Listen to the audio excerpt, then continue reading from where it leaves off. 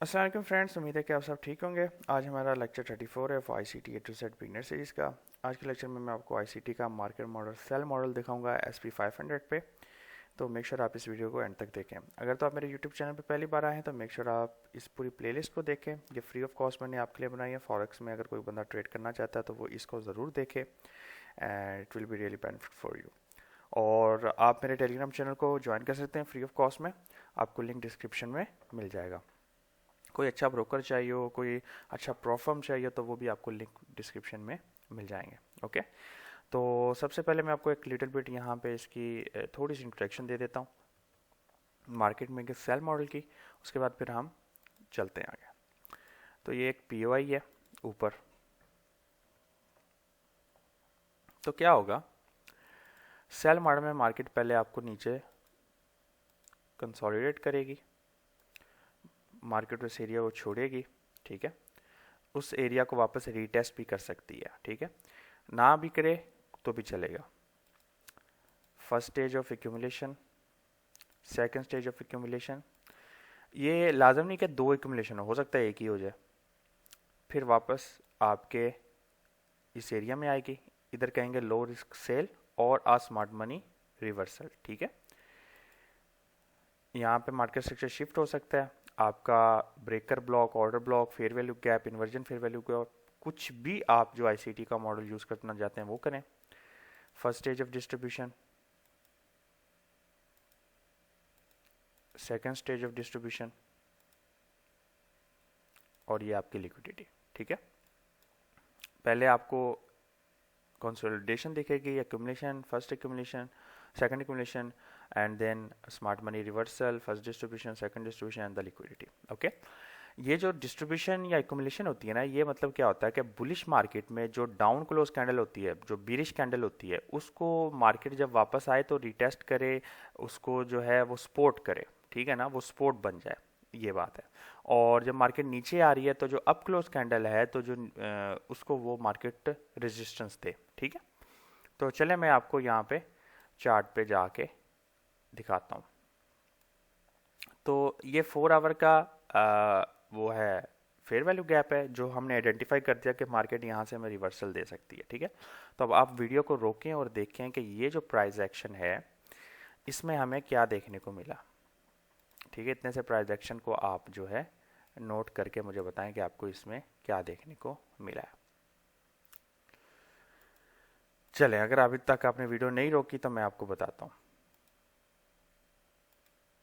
Consolidation, market गई ऊपर, first stage of accumulation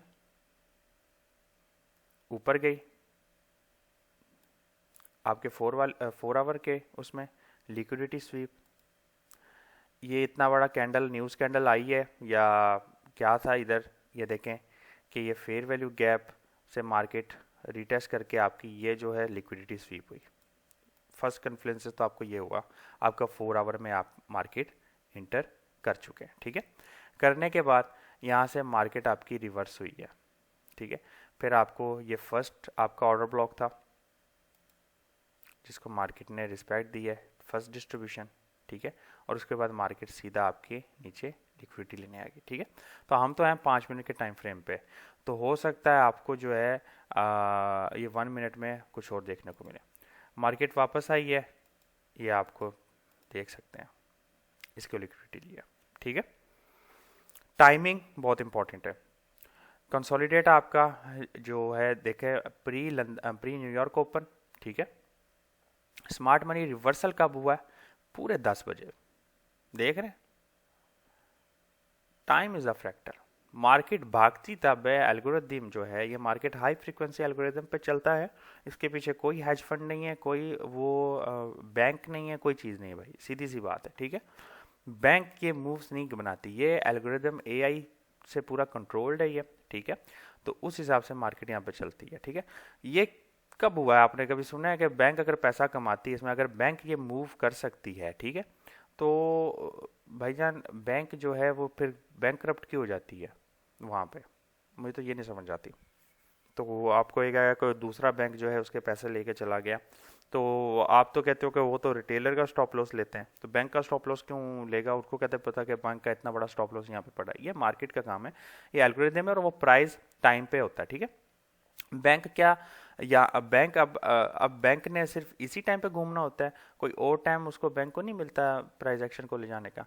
तो ये मैं बिलीव करता हूँ, हर किसी का अपना बिलीव है, मैं बिलीव करता हूँ कि मार्केट जो है एक हाई फ्रीक्वेंसी एल्गोरिदम पर रन करती है, और उसमें टाइम बहुत बड़ा फ्रैक्टल है, ठीक है। तो टाइम बेस्ड थ्योरी है, आप उसको समझें, यहाँ पे देख सकते हैं, ठीक है। 1 मिनट में जाएं, 5 मिनट में जाएं, आपको ये चीज़ देखने को मिलेगी। और बहुत सारी एग्जांपल्स आपको डेली बेस पे मिलेंगी। यहाँ पे आप ये भी देखेंगे, कंसोलिडेशन, नीचे गया, स्मार्ट मनी रिवर्सल, ठीक है। ये आपका बाय मॉडल था। यहाँ पे लिक्विडिटी हो सकती है, ये ओपनिंग होता है, ओपनिंग रेंज गया फिर नीचे, ठीक है, नीचे की तरफ। यहाँ पे आप देखें प्राइस एक्शन,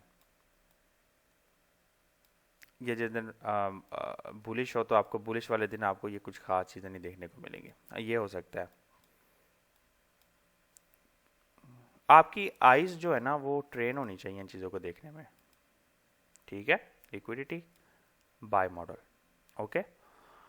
तो उम्मीद है कि आपने इस वीडियो से कुछ सीखा है। इसकी प्लेलिस्ट आपको मेरे यूट्यूब चैनल पे मिल जाएगी। तो until next time, be safe.